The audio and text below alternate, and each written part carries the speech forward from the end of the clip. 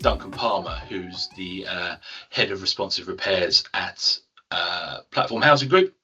So, hi Duncan, thank you for joining me today. You've recently joined the NHMF Working Group for training, culture, recruitment and skills. So I've asked you along to have a quick chat today because I think your route into senior management has been slightly different to some of your peers might have been.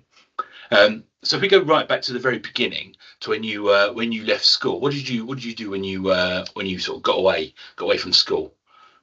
Yeah, when I first left school, I think some words of wisdom from my dad was, you'll never go to university as long as you've got a hole in your so yeah, I don't know whether so I got a job with a local electrician, a chap that worked around the corner from my mum and dad's house. Seen his van driving around the little village that we lived in, TJ Holford Electrical.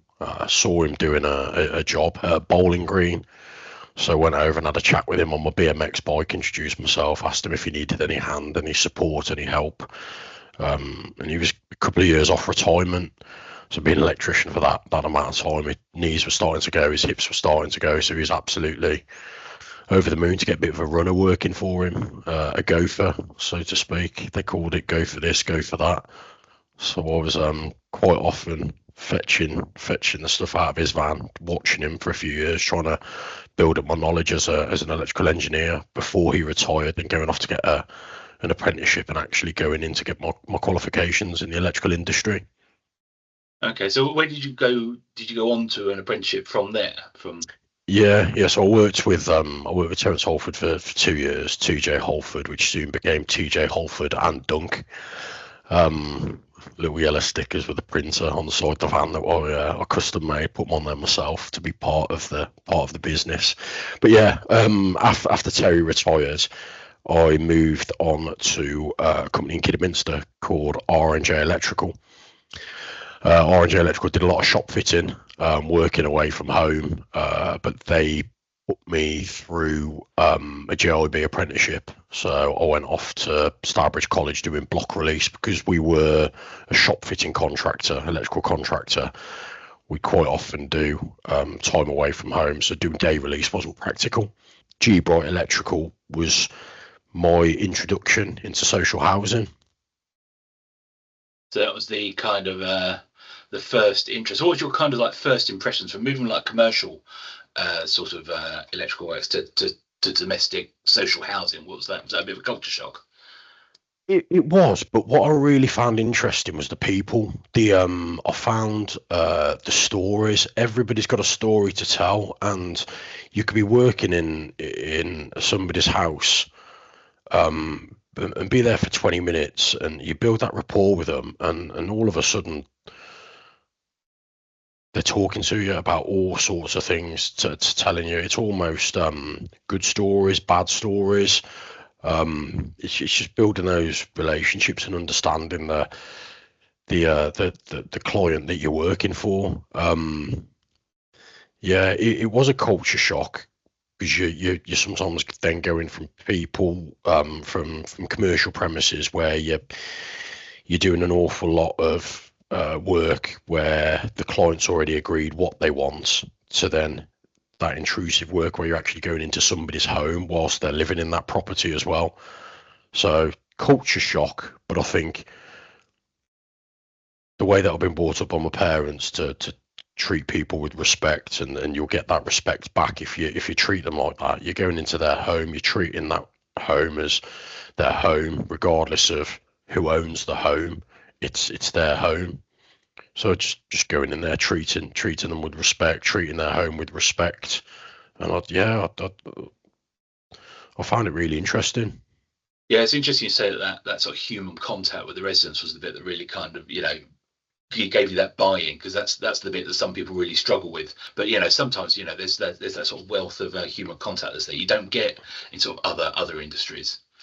No, it's definitely for me, it was the human contact, the human interactions, the conversations, the going into somebody's home and making the best out of a bad situation that they had. So we were going in, and we one of the first jobs that I did in social housing was a big rewire scheme for, at the time it was the Marches Housing Association over Herefordshire, but they've since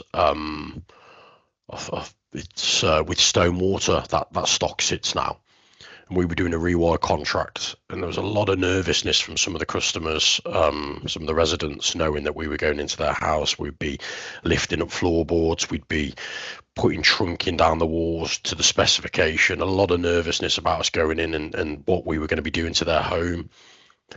And it was that turnaround where we'd leave on a Friday afternoon and you'd have the big smiles on their faces, and they knew that you'd done a good job. And it wasn't just running a piece of trunking down the centre of the lounge wall, because that's what the specification was. It's down in the corner and then mitering it across the bottom of the skirting board. So you've got a specification to work to, but you're making the specification as good as you possibly can to deliver a good job and a good outcome for the customer. So when you're walking out of that house at 4:30, 5 o'clock on a Friday, they've got that assurance. They're looking at you with a smile. They're happy with the job that's been carried out. That was what I liked doing. Wow, brilliant. So how did you kind of move up then from being sort of a jobbing electrician to, I suppose, I'm assuming you went to sort of supervisor level, then moved on from there? Was that the... Yeah, it's exactly that. So I went there and I went to Fortis, and I almost hit Fortis right on the time of this wave. So I'd done 2.5 years as a jobbing electrician, and there were some bigger electrical jobs that had came up that would normally be subbed out to contractor, and I'd normally end up picking them up from a contractor perspective. But obviously now I was working directly for Fortis, I was able to pick up these bigger jobs. And they're jobs probably where other electricians say, well, why should I do that? I get paid the same money as them. Why shouldn't I drive around changing switches, changing sockets, changing fans? Why should I put myself out? But for me, it wasn't about that. It was about always challenging yourself. Why do something the same every single day if you can push yourself outside your comfort zone and try something a little bit different? So I took on some of the bigger projects that Fortis were undertaking in some of the communal areas, some big scheme testing projects that some of the other electricians didn't want to put their names to. And a couple of years after that, a role came about as a lead engineer. So I chucked my hat in the ring for that, and successful as a lead engineer role, working with, I think it was 10 electricians at the time. From a lead engineer role, it went into, like you said, a supervisor role. As a supervisor for probably 2 years, before the Fortis went into a restructure, and they created these service manager type of roles. So as part of that restructure, again, as a service supervisor, lead engineer, got my head down, engaged with the team, tried to just work with engineers, treated them with the same type of ethos as I'd want to be treated or work with when I was on the tools. When I took the service manager role job, there was already some preconceived opinions of certain engineers, and they were probably thought about those engineers because they'd been seen in a lay-by getting a bacon sandwich at 10 o'clock in the morning, so they were deemed lazy. Those types of myths that were flying around. But I worked with a guy, he told me that if you can't measure it, you can't manage it. So within my first management role, I took that on board, and I created the heaviest, most clunkiest Excel spreadsheet you could ever imagine that measured the data, measured the jobs per day. So this is going back 8 years. So I had 10 electricians that worked for me, had the names down the left hand side, the days they were available to work. If the van had been in for MOT or whatever, they were only available for 0.75 of a day or whatever that was. And then using our scheduling system that we had at the time, where we didn't have any BI reporting or anything back then. So I used to go through the scheduling system, and I used to count how many jobs each engineer had attended, how many jobs each engineer had completed, how many jobs each engineer had followed on, and how many jobs each engineer had carded. I was then able to measure the jobs per day per operative, along with the completion rates of those operatives as well.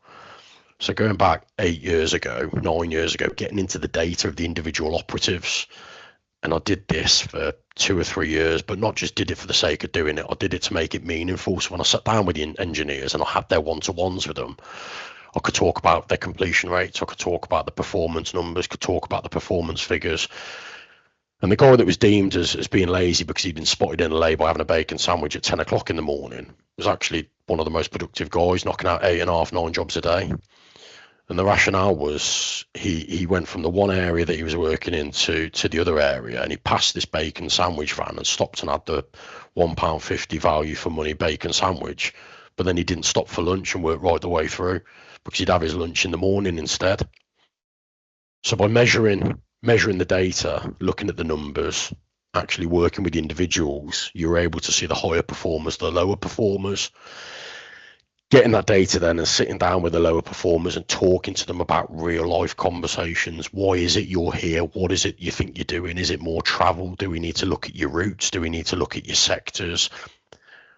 There were some real simple wins, whereas one guy was doing less jobs per day than everybody else. We just opened up the back of his van, and it was an absolute, it was just such a mess, the back of the van.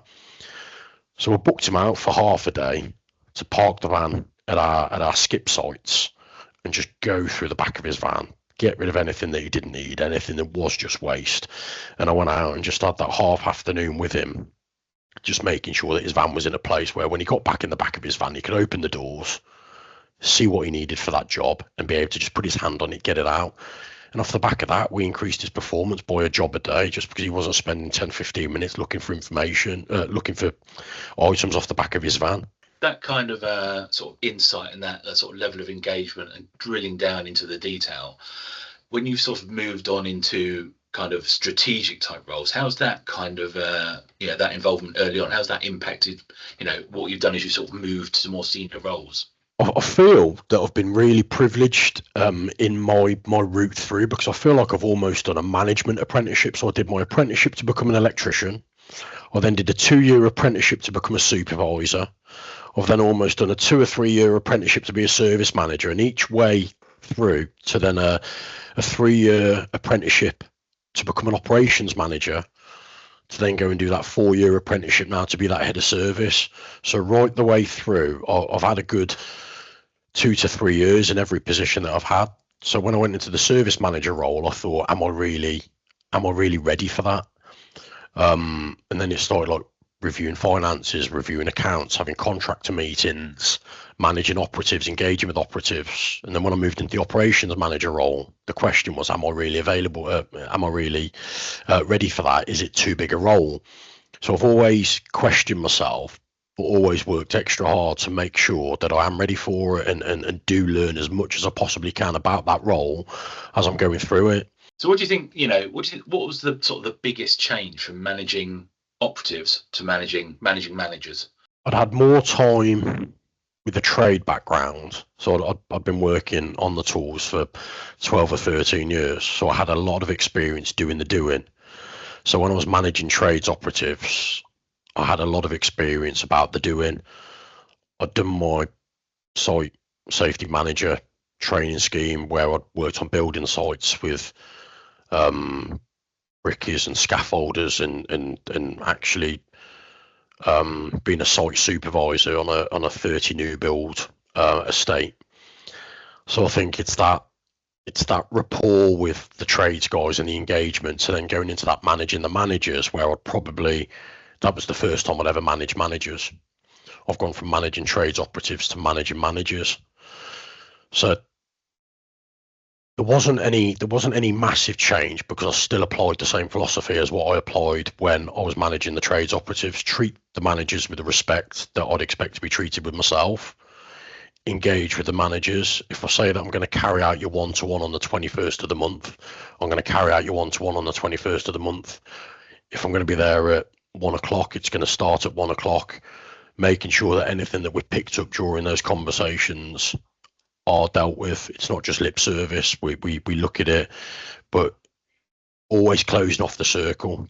I've been given some information. I'm privy to that information. how do I then go away, act on that information if necessary, and then feed that back to the manager to make sure that they feel like they're listened to. So that's always been whether it's been trades operatives or whether it's been managing managers, that's always been a key part of my management style. That's really interesting.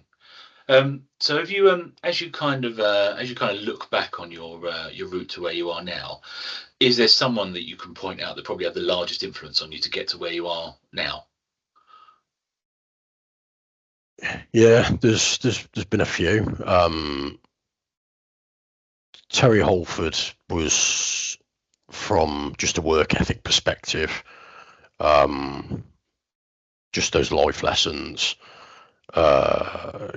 knowing when to keep your mouth shut and your ears open. That's what he always used to say. You've got one of, for the podcast they can't see, I'm pointing to my lips at the moment, one of those and two of these. When you point to your ears, you've got one of those and two of these for a reason. Less talking, more listening. Things that probably, when you transition from being a 15-year-old teenager coming out of school doing your GCSEs, I remember the one day he was having a conversation with a customer and I just walked in between the two of them, and that was the last time I've ever walked in between two people having a conversation. Yeah. I think it's and then the driver really ignited when I was 25 and I went through that life-changing experience. I went from being the youngest boy with two older sisters and my mom and my dad was always always the rock of the family. Always, you've got a problem, I could go to my dad, and all of a sudden I felt very, very, not isolated, but very, very alone. I've got my mom, I've got my two sisters, but all of a sudden, with my dad leaving the family, he was quite sudden as well. He told us within about 6 weeks he'd gone, so it was a big shock. But I think that was a massive driver for me just to get my head down. I'd left school with a few GCSEs, far more practical than I was academic at the time. And my dad probably didn't see my full potential, but then once I'd lost my dad, I just wanted to get my head down and do the best that I could with every opportunity that came my way, whatever it was, just make sure I gave everything 110%. So do you think those opportunities are still there now for a school leaver sort of finishing their GCSEs this summer? Would they be able to sort of follow a similar track, get an apprenticeship, go and do those things? Yeah, Platform are a massive advocate for apprenticeships. We've just taken on further 12, I think. My 19-year-old daughter has a boyfriend that joined Platform as a gas engineer apprentice. So he's going through that route now. I think apprentices going into the sector, whether it be trades, I think as a sector we need to make sure that we're talking more about what we offer, not just go to college, learn how to plumb, learn how to do electrics, to the sector through the social value that we offer, the added things that we do as a sector, not just, like I said, college 1 day a week, go to work 4 days a week. I had a conversation with our exec director corporate resources a couple of weeks back, just idle chat over Microsoft Teams, just a bit of a back and forth, and I just said about when we're taking on these apprentices, engaging with them about the extra stuff that we do as a business, the talking about the value for money piece, talking about taking these apprentices out maybe 1 day a month and working in other areas like your corporate resources, going into the different like the community teams that we've got, the neighbourhood teams that we've got, walking around our estates, doing some of those home visits, not just learning, like I said, about being a plumber, being an electrician, being a plasterer, bricklayer, property maintenance operative, whatever that route is, but also broadening their horizon to have a look at what else is available within the sector. I'd like to sort of touch back on again to that kind of transition from operative to manager. So something we've talked about before within the group is the sort of the accidental manager. So someone who's a really good tradesperson then gets accelerated through into a management role, but it's not they don't necessarily bring with them the skills they need to be doing that kind of role. How do you think we can sort of overcome that kind of issue where we're picking what we need to someone in that management role is those softer skills, the skills that we don't teach them at college or through apprenticeships. How do you think we can get over that sort of thing?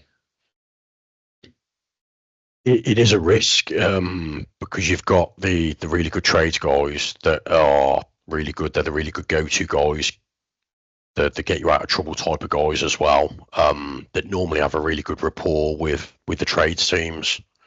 I've seen it before where people have been moved into those supervisor positions and they found it really difficult to separate themselves from being one of the lads with the trades guys to actually all of a sudden having to make decisions and talk to people about things that they might feel that is an uncomfortable conversation.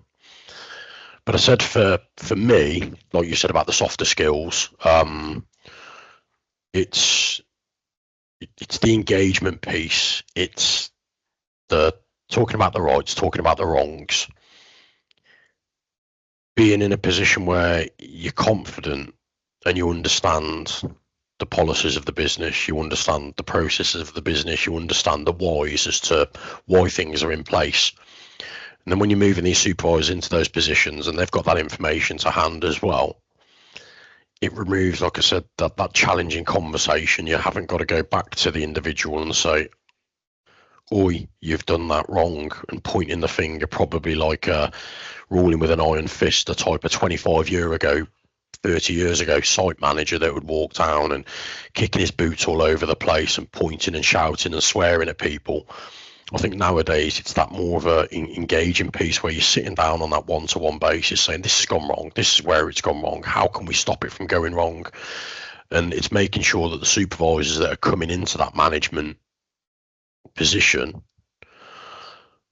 are equipped with the knowledge to be able to have those conversations when things have gone wrong and be able to separate themselves from a trades perspective into that more of a senior management type of perspective. Yeah, I think that's really key that we sort of develop those people, and with those softer skills, because it isn't just about being able to do the job, it's also being able to understand why the job's being done, manage people, understand the residents' expectations, and have all those kind of, there's so many touch points now and so many opportunities for organisations to have those contacts with residents. So it's just, and we're asking people to have different conversations with them. It's not just turning up and doing the job, it's delivering a message, it's representing the organisation. So yeah, I think that's all really, really key and interesting stuff. So Duncan, I think we're kind of out of time now. I think we've covered a lot of stuff. It's been really, really useful. So thank you very much. And I'm sure we're having lots of conversations again in the future. I appreciate it. Cheers, Chris. Thanks a lot. Thank you.